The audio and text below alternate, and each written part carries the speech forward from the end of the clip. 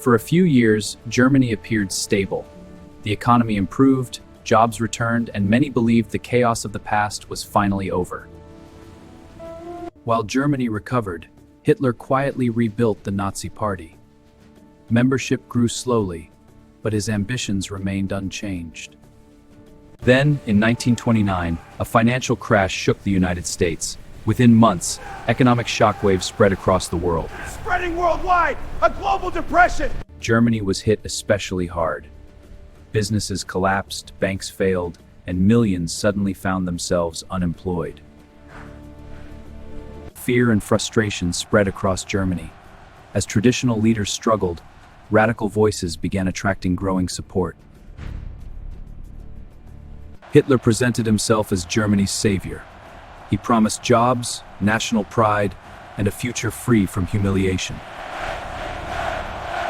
The Nazi movement mastered modern propaganda. Posters, newspapers, speeches, and rallies carried Hitler's message into every corner of Germany. As the crisis deepened, support for the Nazis exploded. Millions who once ignored Hitler now saw him as a possible solution. In 1932, Hitler challenged President Paul von Hindenburg. He lost the election, but gained something equally important: national visibility. Behind closed doors, political elites believed they could control Hitler. That decision would become one of history's greatest miscalculations. Germany's leaders believed they could use Hitler for their own purposes. Instead, they were about to hand him the keys to power. On January 30th, 1933, Adolf Hitler became Chancellor of Germany. After years of struggle, he had finally entered the halls of power. Many Germans welcomed the new government. They hoped Hitler would restore stability, jobs, and national pride. Just weeks later, disaster struck. Flames engulfed Germany's parliament building, creating a crisis that shocked the nation.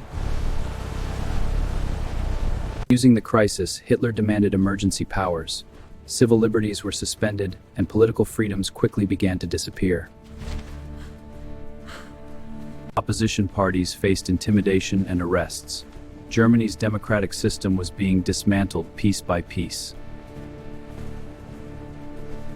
In March 1933, Parliament approved the Enabling Act. Hitler could now make laws without parliamentary approval. As power expanded, the regime created camps to imprison political opponents.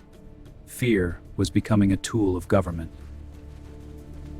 Newspapers, radio broadcasts, and public events increasingly reflected a single message: the glorification of Hitler and the Nazi state.